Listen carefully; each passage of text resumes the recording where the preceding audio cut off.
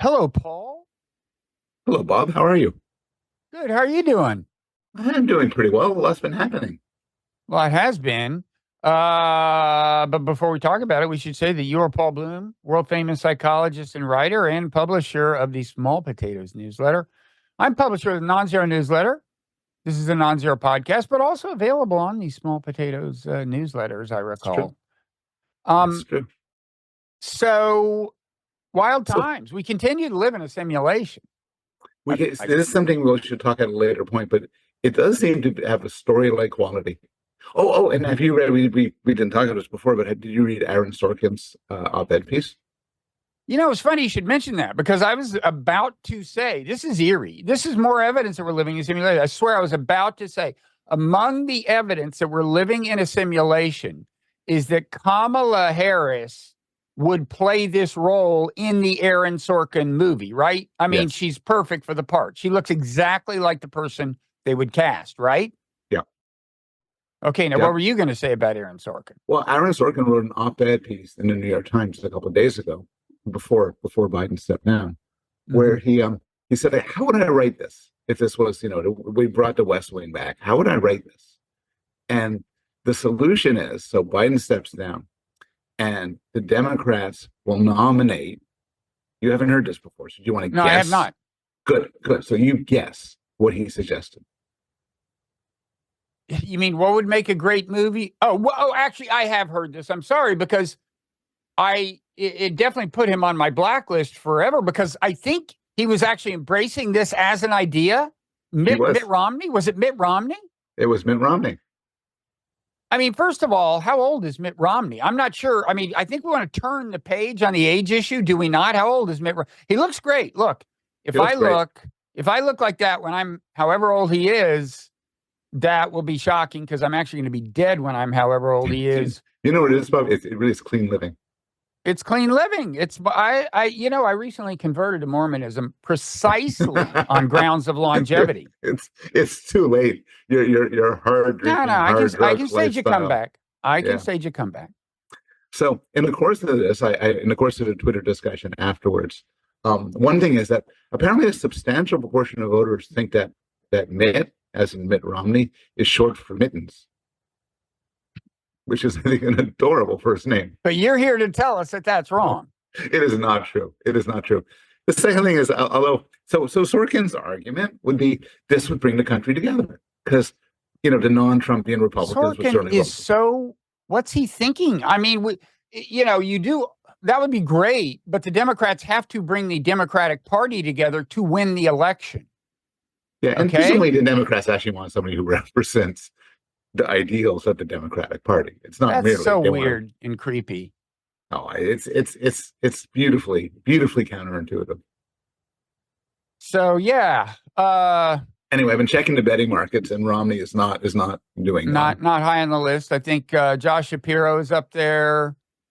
Now this is assuming, as we are now assuming, that Kamala is the pick. Her numbers have gone up to they're close to, I think, 90% on the markets now that she's been endorsed by Nancy Pelosi.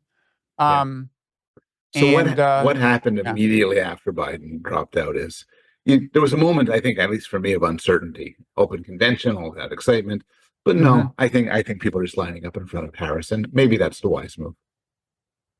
I'm disappointed. I mean, she's not my choice. I think there are other candidates who would have a much better chance of winning, assuming there wasn't a lot of residual bitterness in the Democratic Party over the nomination contest. And I think you could get over that. And also, I would have just liked to have gone through the exercise of doing this the old-fashioned way. Remember the smoke-filled rooms, Paul? You're too young to remember them. They were great. I've heard the expression. You had these like party elites who like chose a nominee. I mean, I barely remember the end of this era. I was like 10 years old when there was a convention that was still like contested on the floor. But there are real virtues from the point of view of the party, at least, to having the candidate selected by people who want to win the election and know what they're doing. It's like the difference between a republic and a direct democracy. There's nothing undemocratic about delegates who are ultimately manifestations of popular will actually having some autonomy. Now these days you'd want to do the voting online, so you go, because these days the convention itself has to be a showcase. Yeah.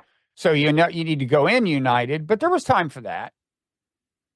They could have done that, and they could have gotten around the who's going to challenge Kamala question by just like having a straw poll online of the delegates and saying write in whoever you want, and if there's somebody ahead of her, then that person has become. Well, I don't know if it's been coordinated, but right now there's nobody left to challenge Kamala.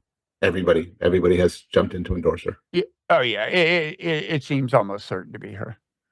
And by the way, so this is, I'm not one to complain about your field of journalism, and in your case, intellectual punditry and analysis, but journalism, you as a journalist. But journalists have their own motivations.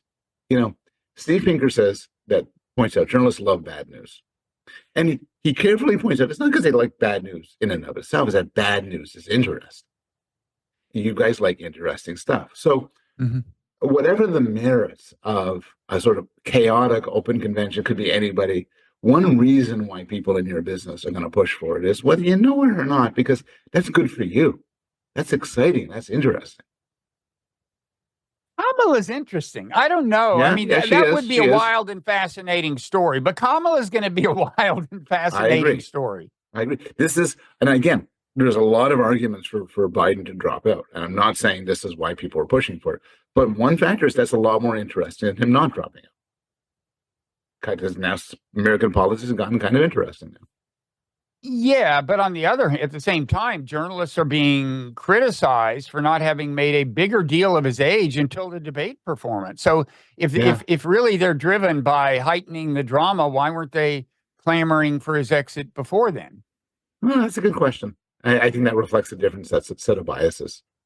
I think there's people who bear a lot of responsibility for what has happened with Biden, including Biden.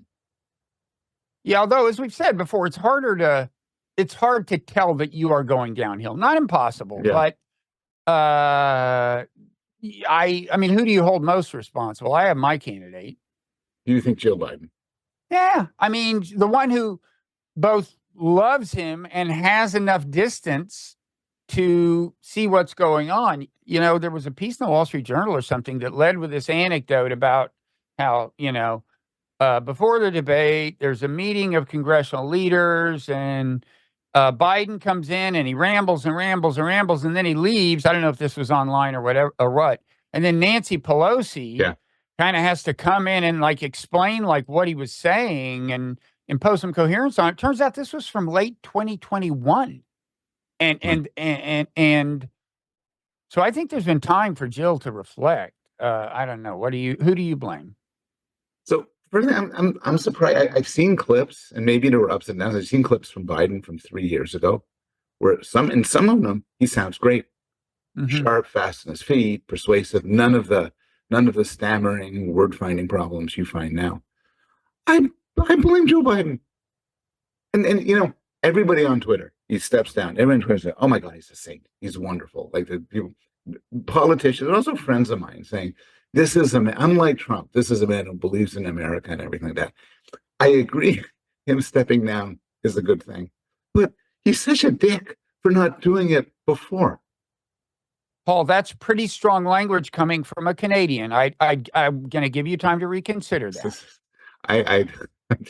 Next time we're talking, I'll apologize. I'll give this some reflective thought. You're going with Dick? I'm going to go with Dick. You're going with Joe the Dick? Okay. Just, okay. No, it's fine. I mean, it's, This actually reminded me, I was going to send you the Wikipedia article that has all of Donald Trump's slurs against his enemies, which is simply comical because it's so long large, article. So large, but maybe dickish Joe. Irresponsible Joe. Has Sleepy Joe been his go-to so far? I think it was Sleepy Joe. But he's also got one that suggests corruption or dishonesty, lying Joe Biden or something. I don't know. He'll settle into a. He has, and I think it's now laughing at Kamala, or possibly Kakala. Well, see, this is I think a possible hidden asset of hers. I mean, so her poll numbers are like not much better than Biden's. In some cases, she does better than Trump against Trump than Biden. In some cases, worse. And of course, Biden's are nothing to brag about. That's why he is no longer on the ticket. But I do think that a lot of the people who have a low opinion of Kamala, and let me emphasize, I don't have a super high opinion of her. I'm not saying she's a great candidate. I don't think she is. But I think a lot of people who have a very low opinion of her have seen the caricature that you get if you're in a certain like social media echo chamber and you see these clips that are, which is a lot of echo chambers, because you see her ridiculed on liberal Twitter, you see her ridiculed. And so they've seen this kind of goofy laugh.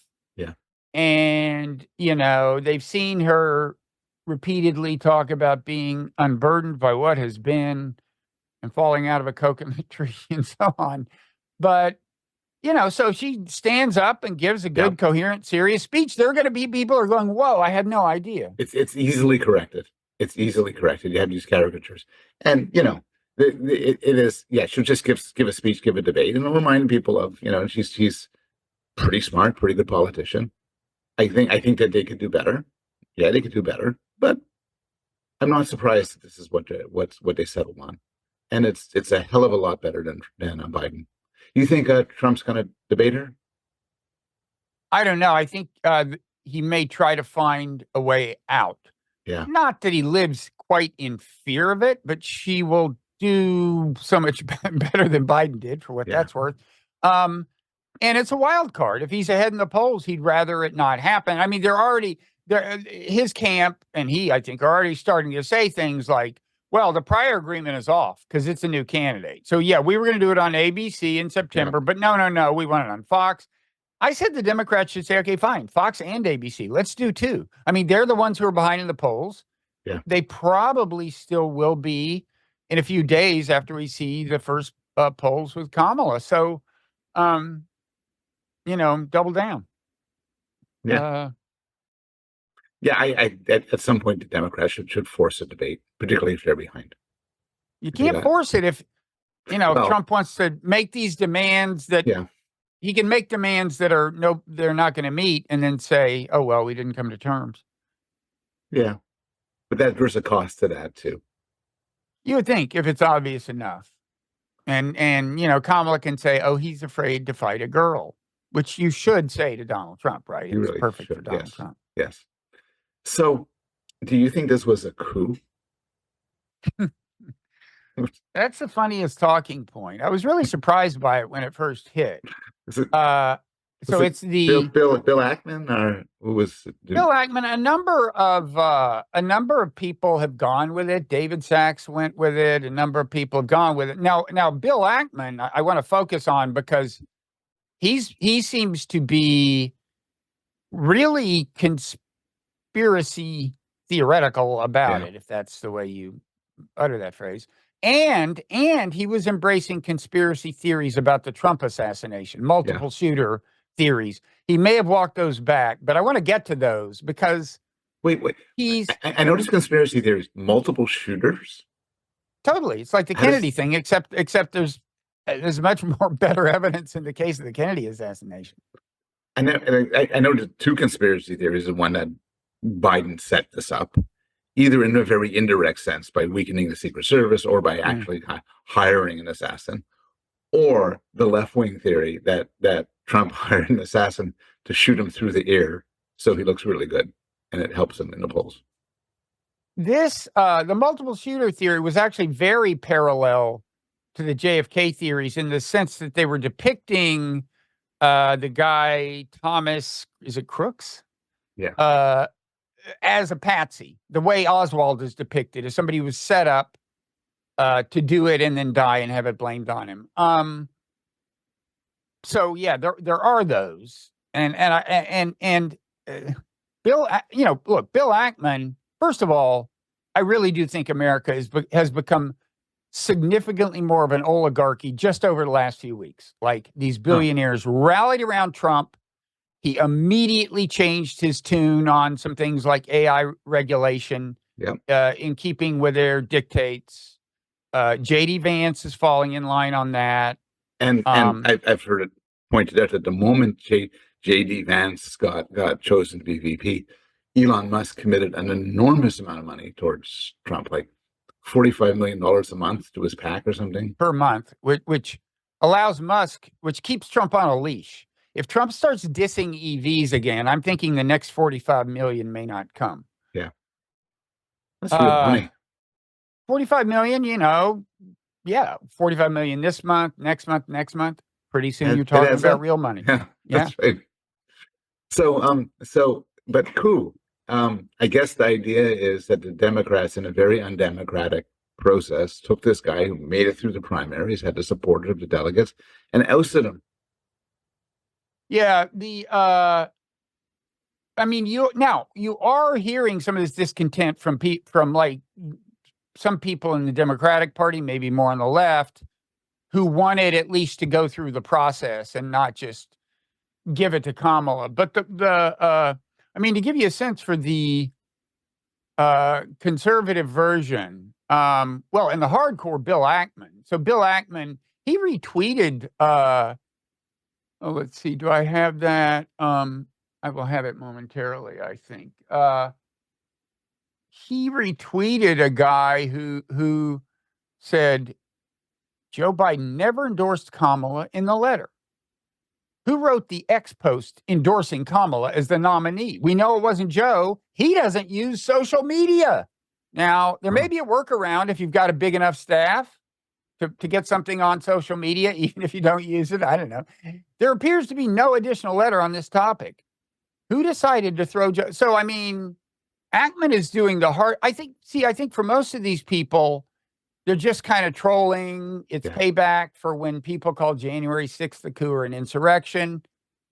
And to the extent that it's that, it just bothers me that it's such a go-to move in American politics now to depict everything the other side does as part of a dark conspiracy. But some people like Bill Ackman, I mean, it's like it's as if they think Joe Biden is locked in a basement or something. Yeah.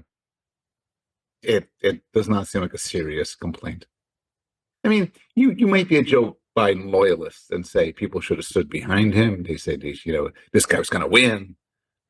It's unfair to him. And, I don't think those are I believe those things, but they're legitimate. But it's not a coup when you tell somebody, look, you're going to lose. We really hope you step down, and he steps down. Yeah, there was, a couple of things. First of all, he's still president. Okay, like one thing Ackman said is, with all this mystery and him not doing this live on TV, if I were China, I'd invade Taiwan tomorrow. Look, he's still president, so it's not a coup in that sense. They I'm trying to think of senses in which it's a coup. Even I don't know. What's the strongest case you think you can make that coup is at least metaphorically? I can't get there. I mean, in some way, if he's in some sense, there's these. Twitter was very good right after he, very funny, right after he stepped down. All these great, wonderful memes. There was a very funny one which depicted, Kamala Harris on a laptop, on Joe's laptop, and say he left a password on. Just typing it in for him, and some idea like that'd be a coup if you really have someone else just write it in. I mean, he was kind of pushed out, but it wasn't. And somebody on Twitter said that there was some report saying that Nancy Pelosi said to Biden, "We can do this the easy way, or we can do it the hard way." I don't know if she really said that. But the guy said, what was the hard way? Well, the hard way was more and more people speaking out. That's just not the same as the kind of coercive force that's used in a true coup. But and also, as you keep reminding me, I am Canadian, and in a party system, there's something very common about there's a party leader. So, in a parliamentary system, you don't vote for the leader. For the citizens don't vote; they vote for the party. The party chooses leader, and sometimes the party gets really sick of a leader, and they oust him or her. Happens all the time. That's a good point, actually. They don't need to go back to the voters. No. And they can just, what is it? He just fails to, or she fails to survive a vote of no confidence? Is that Vote of it? no confidence. I don't know exactly. It varies from country to country, but if all of a sudden the liberals didn't like Justin Trudeau will no longer be liberal, the leader of the Liberal Party, and we'll have a different prime minister. Yeah. Now, in this case, it was a little more informal, and since it was party leaders speaking out, but remember, there will be, these delegates will vote. The delegates were elected by the voters in the primaries, and Kamala will not be the choice until they voted. So, but I like parliamentary systems. I wish we had one. It has its advantages. It has its advantage. I think it generates a really valuable amount of discourse and debate because the people in there are constantly arguing, including the leaders defending their positions. So it has its advantages. You end up having different leaders every 6 months in some countries and coalitions and everything. One thing is it's easier to start an alternative party. Yeah. Like there were people a couple of weeks ago saying if they don't get rid of Biden and they do X, Y, and Z, we really could have somebody finally start a rival party. But that's so hard to do in America. Whereas in a parliamentary system, you can just start off by getting 10% of the vote. You get some representation in parliament, and you can start, talking things up. Yeah. And then you're an obscure party. It could be a Green Party, it could be a fascist party, but all of a sudden the ruling party needs you to make up a majority. And you get these weird combinations. I haven't read anything about this. Does this change the math on what RFK does in the election? It's a good question. I mean, you would think that by the time the election happens, there would be pretty good polling data on the implications of him dropping out. And I'm guessing that if he could drop out by helping Trump, well, if I were him, I would explore the possibility of, in that case, winding up in Trump's cabinet in exchange for dropping out. I don't see how he winds up in a Democratic administration. No. Notwithstanding the name. Yeah, well, I think the name has lost a lot of luster in the last many years. He hasn't helped it. What position do you think Trump could give him? I don't know. Health and Human Services. Sure. What the hell? I mean, Trump. There's probably most departments. Trump probably doesn't care much about. So I don't know. What do you think Kamala's big liabilities are? She's apparently not a natural. She doesn't have a good record of campaigning. She's going to get saddled with everything people don't like about the Biden administration. She is not unburdened by what has been. One might say. That's right. So few of us are. True. I think her personal style annoys or amuses or is disliked by some people. Yeah. I think that's. I agree with you. I think that's kind of soft. I think that she gives many speeches, and then people watch her, and then they get away from the caricature. It's like sometimes politicians will say something stupid, and it gets memed, and then the rap on them is that they're stupid, and then they give a good speech, and people say, "Oh, okay," and then normal. But now at least, I mean, Trump is just gonna the bumbling, stumbling clips where he gets the wrong name and so on. Yeah. Those are now like a Republican thing. Kamala's not going to do much of that, and it's great to have that off of the Democrats. And that's one of the many advantages of the shift is that Harris could say, "My opponent is a doddering old person who's too old to do this." Not a position that Biden could have done. And it's so funny that she's almost 60 and she's the youth candidate. I know. She's 59. Yeah. Yeah. Huh. So the DEI, they're trying to pin the DEI thing on her, right? Like she is the identity politics candidate. I guess the main argument is that she benefited from diversity, equity, inclusion, I mean, it's true that she probably wouldn't have been Biden's running mate. She wouldn't have been in this position had she not been a woman of color. Because first he promised that it would be a woman, and I think that was actually an attempt to, head off a brewing, insulate himself against a brewing Me Too scandal that didn't really materialize in a big way. And then George Floyd happened, and it seemed to, have to be a person of color. I was interested in this. There's an article in the New York Times called "If Kamala Harris is a DEI candidate, so is JD Vance," and that got me interested. So I looked this up. So Biden did promise a woman vice president. He just said he's going to do that. He didn't promise a black woman. At one point, he said, "I'm interviewing 4 black women." Made a big point of it, but he didn't promise that. He did promise a black woman Supreme Court nominee. Mm-hmm. And so in some way she's a candidate that was drawn from a search that was artificially lowered, that was artificially restricted. I don't know her views on DEI. I don't actually associate her with woke ideology of the sort that the Republicans hate and most normies hate. And I think if she did say a lot of things that were sort of that sort, we'd know about it.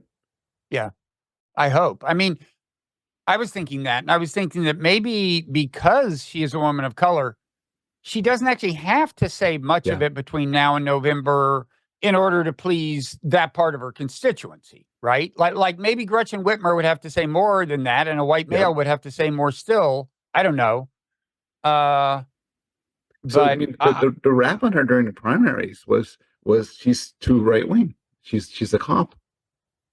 Yeah, that's what, when I asked one of my daughters why her left-wing friends all hate Kamala, she just said, she's a cop. Yeah.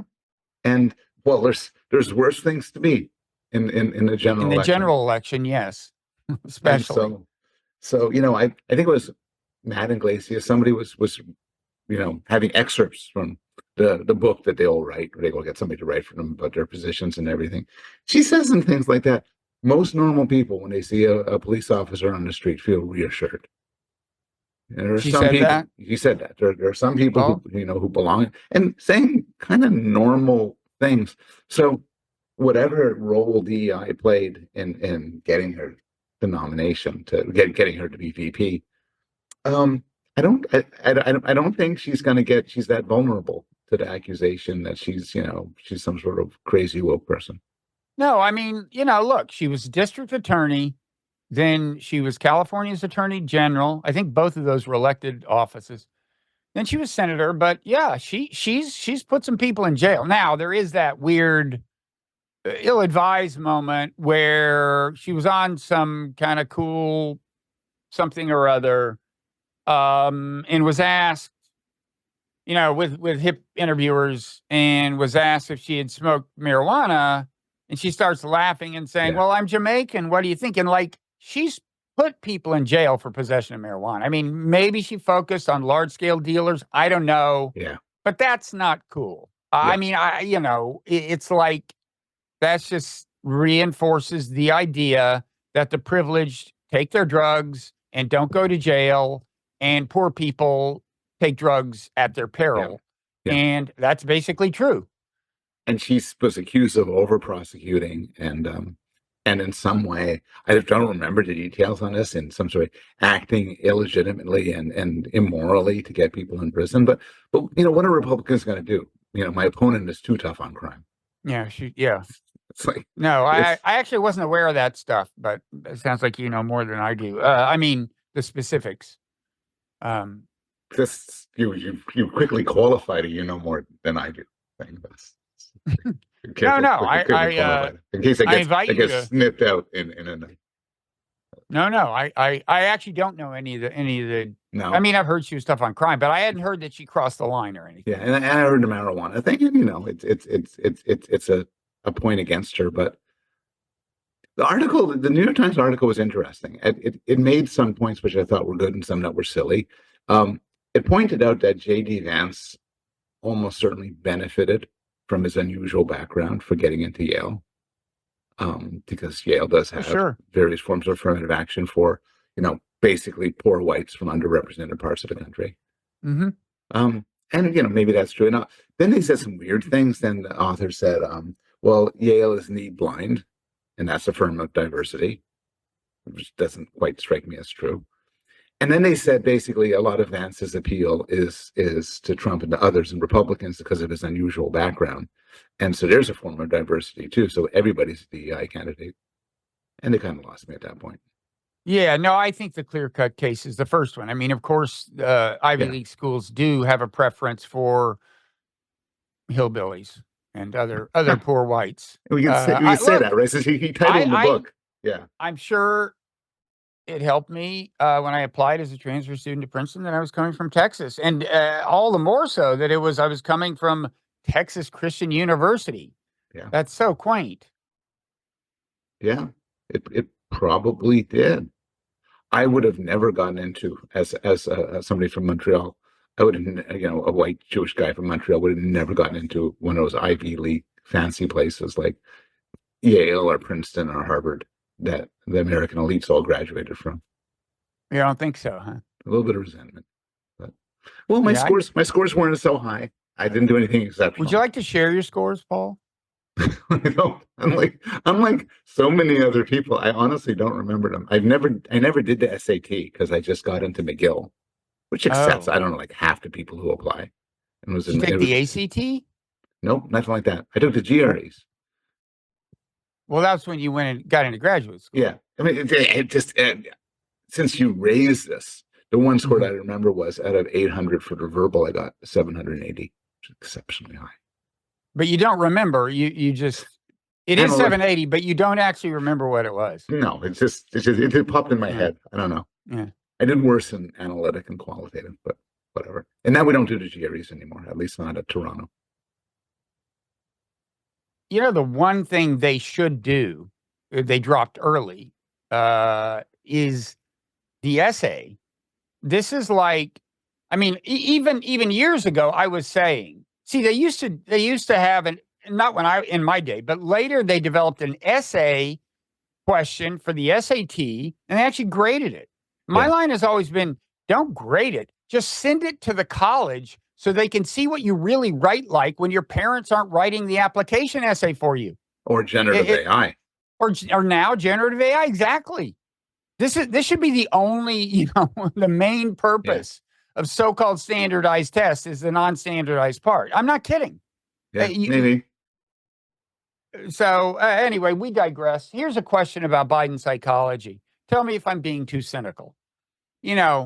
People are saying, look, Kamala's suboptimal.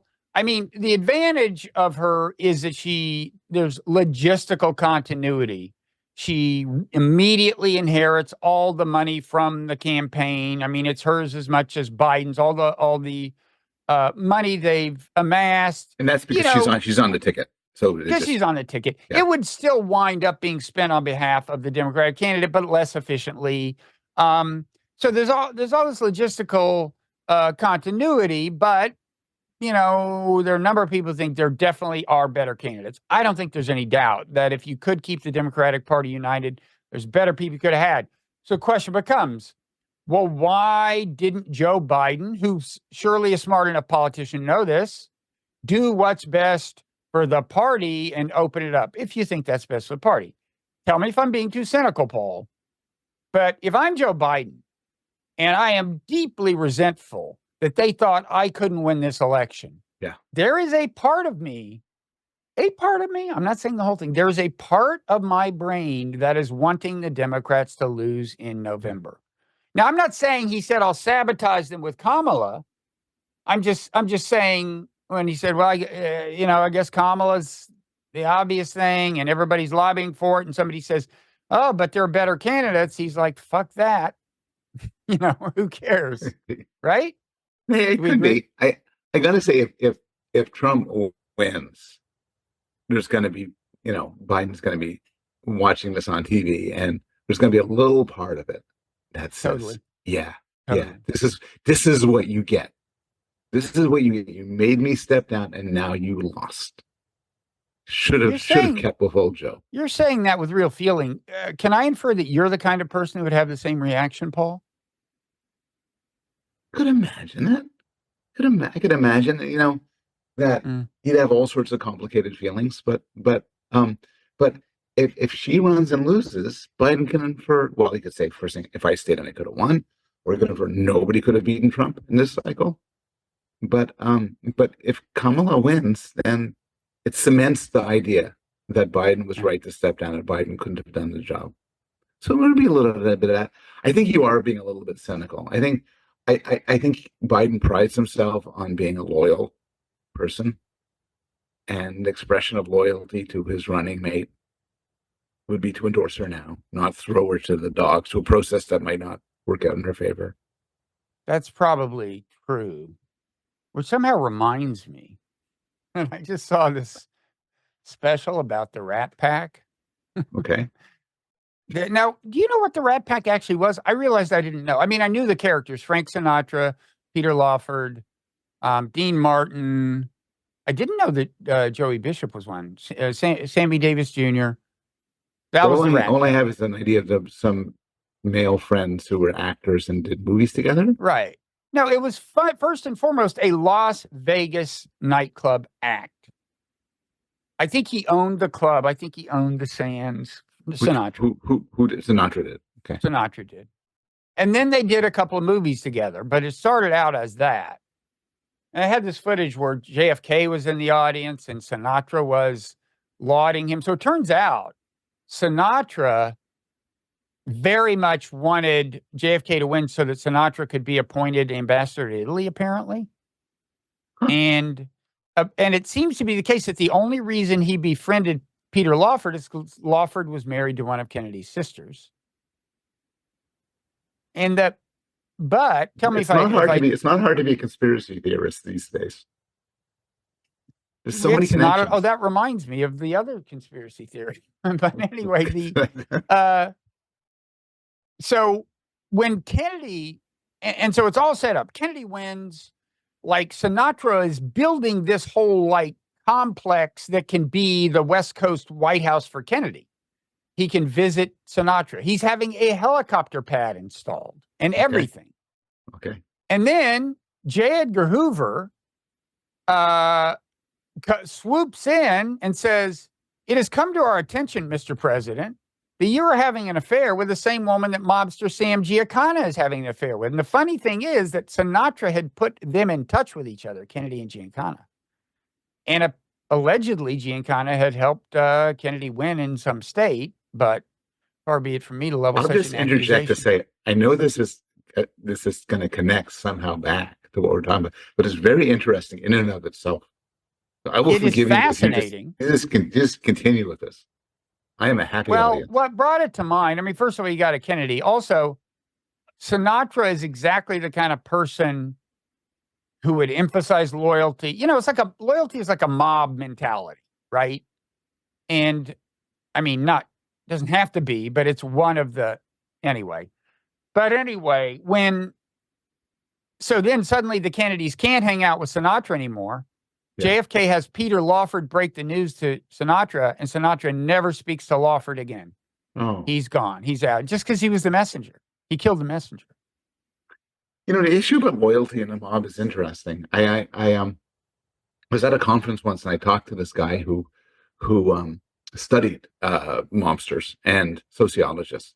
Points out that the fact that mobsters have to do their stuff and they can't go to the police for any of their disputes and everything sets up all of these complicated, often very clever systems of incentives and punishments. One is, I think, an evaluation of loyalty as very important. Like we have to set up a moral code that keeps people to be supportive because you can't, there's no external forces that could apply. Another one, which is what I remember, is often through history, competing mobsters would have their children stay as treasured, loved guests at their competing mobster's house. And so that each side would always have a hostage. So, oh my God, a hostage? I thought you were going to say so there would be bonding. There would be bonding. It would be nice. But you know, it's the summer and you know I'm not going to move against you because my son's sitting by the pool and you're just hanging around and everything. And you're not going to move against me because your kids are at my house. So it's very interesting. It's probably a little of both, right? I mean, the Probably a little bonding bit. and the Yeah. implied Yeah. threat. I mean, I wonder if there are any cases that actually killed somebody else's son because they were crossed. Yeah, it's true. Um, just on conspiracy theories. Yeah. I hadn't think we're going to go this thought we're going to go this way, but I don't even understand the multiple shooters. Is the idea that the guy's a patsy and the bullet that went through Trump's ear and the bullet that killed the fireman came from a different shooter? Well, this is one of the implausibilities. This particular theory was suggesting that that building had windows, I think, that the shooter was on. And this particular theory is that there was a shooter who shot through the window. But first of all, if there was a guy who could just relax and take aim, why isn't Trump dead? Yeah. If it wasn't just some, random, 20-year-old crawling up a roof and just about to get shot, there's that problem. But the thing that that Bill Ackman, remember, this guy is. Did I say that he's the billionaire who got the president of Harvard pushed out of Harvard? I mean, he's a serious player, right? He's a serious oligarch. This guy gets results. He's kind of a crackpot. He did this big plagiarism thing, and then somebody pointed out his wife plagiarized his dissertation, and then he writes these incredibly long discussions on how you can't plagiarize. You can't plagiarize from Wikipedia. He discusses with experts, and when he's anyway.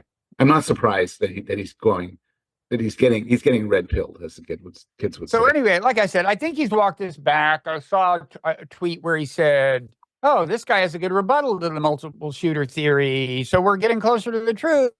And I think he's deleted the tweet that I saw where he was clearly embracing. He's like, "Oh man, this guy has a pretty compelling evidence that there were multiple shooters." And the funny thing is, so I watched the video. I mean, I was in danger of going into JFK land on this. I mean, any weird thing like this, I could just spend, eons in the rabbit hole. But first of all, this guy was just like some prosperity. He had some YouTube get rich thing, but now he's focused on the assassination tip. And look, he was pretty smart. I learned some fascinating things about ballistics. But if you're going to retweet a guy like that favorably, you should really focus on the video. And the first thing I see is that the first big piece of evidence the guy puts out is he says, look, the first three shots, he looks at the audio, the graph and everything. He says, the first three shots have this relationship between the shot and the echo. And then the next three have this relationship between the shot and the echo, right? Yeah. And happily, the guy showed the video from which the audio came. It was just somebody's smartphone or something, or a camcorder. And what you see is that in between the first three, they react to the first three by turning 90 degrees before the second three. So assuming it's a directional mic, the echo could be a totally different echo bouncing off of some other surface. Yeah. Now, first of all, are you impressed that I picked that up? That's very impressive. Yes. I'd rather you weren't, because my point is that that any fool billionaire could have picked that up. Yeah. I think that Bill Ackman's tweets are more performative and not necessarily designed to be these killer, well-thought-out arguments. I don't know, because you're watching him the last few days, because he's going out on a limb in ways that seem to make him seem crazy. Like the other people tweeting about the coup are not seeming this crazy. That's what I want to say. Did you see John Cusack's tweet? He's from the other end of the ideological spectrum. He's been inclined to take a risk or two. What did he tweet? It's a fine actor. It was very funny. It was the sort of thing which, if it wasn't coming from a guy who was a conspiracy theorist, would actually be comic gold. Because it starts out by saying, "I hate conspiracy theorists. It's all nonsense. They put together things that are nonsense. They're just horrible, irrational thinkers. And most of all, this focus on these insane conspiracies direct us away from real patterns that are really important to keep in mind." Like, can you imagine that the Secret Service would let Trump go to his feet and stop and everything? That makes no sense. And and then he does his conspiracy theory, which is Yeah. that Trump had planned it. Honestly, if you at least the idea that Biden made some sort of plan to kill Trump, at least some surface plausibility to this. Can I just cut that snippet out of the video? Yes. Paul Bloom says Biden. How are you putting it now? Almost certainly did it. Right. Thank you. That's right. Thank you. That's what I wanted. It's just easier when you have your clips you put on Twitter. Yeah. And then you can say, "Oh my God, this is horrible." No, but it would be. There's a logic to this. I don't even get the logic of Trump doing this, hiring a guy to shoot through his ear. It seems if he was, I got to give Trump even more credit for physical courage than. Yeah, really. It's like it makes William Tell's wife. Is that the story? William Tell's wife? Apple on her head, right? He shot an apple off her head. Oh, you know who? William Burroughs killed his wife by trying to do something like that. Jeez, you know that? No. I think he was on drugs and been drinking or something. I'm pretty sure. I think maybe he had a gun or something. He said, "Hey, let's do the William Tell thing," and maybe it was an actual apple, but it was some stunt like that. Oh my God! It went awry, as they say in the. That's irresponsible. Went awry, yes. Went badly awry. So just continuing on the Twitter theme, J.D. Vance, who whatever one says about him is certainly an extremely smart guy, tweeted, and this is ultimate trolling. He tweeted that, well, if Biden's not good enough to run for president, so certainly that means he's not good enough to be president. So why isn't he resigning? Yeah, I mean that's strike me as very good. Where do I begin? Yeah, it's not very good logic, but I have a feeling that this was not intended to be, just it's like Trump tweeting on Truth Social that the Republicans should sue the Democrats for making them spend all that money campaigning against Biden when they knew Biden was not going to be a good candidate. Yeah, that would be entertaining. Look, you got to admit, there's going to be tremendous entertainment value if you can just muster some detachment, which I'm having trouble doing. But this is going to be wild. We're going to do predictions at some point in this discussion, and now, what are we predicting? VP candidate or who wins the election or what? Everything. Do all the predictions. The only question is before paywall or after paywall. But one of the predictions I will make is that in the months to follow, there will be incidents of dishonesty, trolling, character assassination. That's very courageous of you to make that prediction. Yes. Yeah. I'm going to sign on to that one. We're on the same page. Okay, so we can say predictions per se for the outside of the paywall. I will say, well, I'll predict they won't do what I would like them to do by way of running mate for Kamala. Here's my thinking, okay? Mm-hmm. I mean, the way they're thinking is which governor can win this swing state or which governor has enough red state in him to do this. It's almost all governors they're talking about.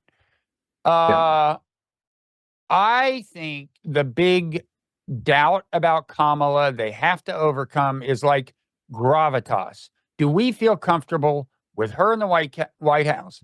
Maybe getting that 3 a.m. phone call, trying to run the government. And remember, there are maybe more than rumors. There are reports that her own administrative house has not been consistently in order. Yeah. I say, don't think about individual states and swing states.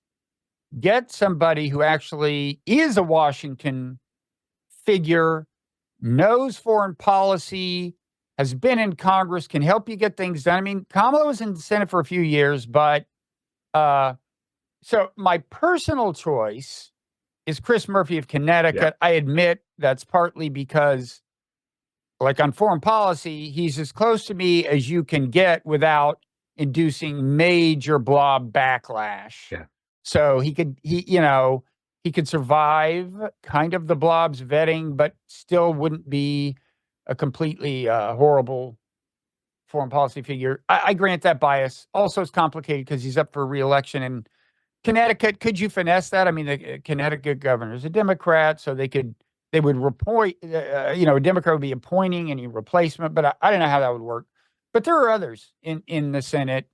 And I think that is I think more than usually, you have to have a vice president who seems just ready to be president and who knows Washington well enough to be an actual help and so on. And like right now, it seems to me like one of the Andy Beshear of Kentucky, the governor, his main he may be very qualified, but clearly one thing that appeals to some Democrats is that his Southern accent is so intense it makes J.D. Vance sound like William F. Buckley or somebody, and that's great. But I don't know. So enough. What would you like to say before we go behind the? We don't call it. What do we call it? We don't call it the paywall. That's too crass. Oh, that's crass. Yeah. Yeah. We The call it the non-paywall, but you do have to pay to get past it. But we call it the non-paywall, That's right. ironically. You don't call it the parrot. That's reserved for you and Mickey. No. Did I tell you that Nick Bostrom? I did tell you. You did, and then I was listening to it. And you were kind enough to give me an advance copy, and I thought you had made this up. And he said, as soon as I said, "Is this the parrot room?" And he said, "Are we in the parrot room?" Yeah, and then you said you were, and you said, "Yes, we are." And have you been here before? He said, "No, I don't pay. I just like here." So, but that suggests that he sincerely listens to your podcast and gets to the end like most people want. No, we call this overtime. It's for non-zero members or small potatoes members, as you call people you extract money from. Taters. Wait, tater heads. We talked about this. It should definitely be tater head. Yeah, I'm gonna try to. Did you ever Mr. Potato Head when you were a kid? I did. No, you're too young. Did you? No, I could just be a fault. I don't have many childhood memories. I'm so old that in my day they were actual potatoes. It was before they invented a potato head. They just gave you potato. There really was. I think there really was a moment before. Like, I think you just took the things you could like poke into a potato and they would stick. That's the way we did it when I was a boy. We walked miles to school. We got water from a pump and went to the bathroom in an outhouse. But it was a better world, Paul. It was a better world. That is the oldest old guy story I would have ever imagined. Before they invented Mr. Potato Head, you had actual potatoes and you stuck when I was a boy, Mr. Potato Head had a potato head. Yeah, you kids today, we get to play with Mr. Potato Head. Our potatoes would rot, and we would have to eat them. And our parents would make us eat them anyway because we had nothing else. So I want to say before our next thing, on our next thing, we are going to discuss the Truman Show, which we have both watched now. We're not going to do that behind the non-paywall this time. But on our next podcast. So if anybody wants to watch that and tune in, then they can. But we are gonna do our predictions. And what else are we gonna talk about in overtime, Paul? Do you know? I don't know.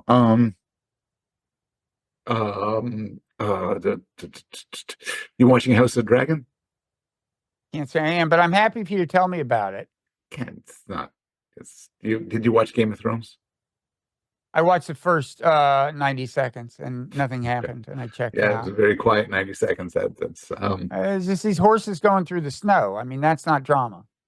And then there's Presumed Innocent, which had an excellent episode last week. One of your commentators complained that we spent too much time talking about the muscular bodies of male actors, the unrealistic musculature that they have.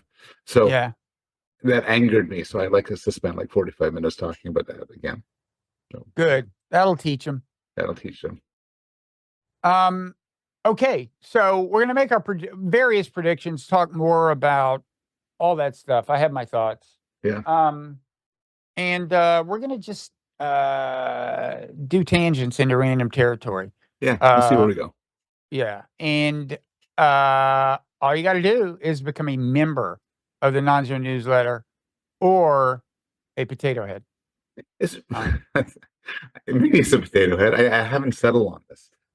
Okay. We should talk. Maybe there's some sort of deal we could do where they do one, they get the other for half price or something, or Well, we free. should do joint. You can do discount for joint subscription. That's Substack has the infrastructure for that. We can do that. I would love that. I'm very pleased. I'm coming up to my 1 year anniversary as a Substacker. I'm like 11 months right now. Wow, how And time flies. and it's been so much fun. I've loved Yeah. doing Substack every week. I just love it. The number of paid subscribers is fairly small because just about everything I have, except for this, is free. So I wouldn't pay, but we do Zoom meetings and everything. But I want to up the paid amount. I want to up the paid content. Okay. So let's talk about that. We'll talk about that in overtime. In overtime. Okay. All right. So thanks everybody. You stayed with us this long. Feel free to follow us. And here we go.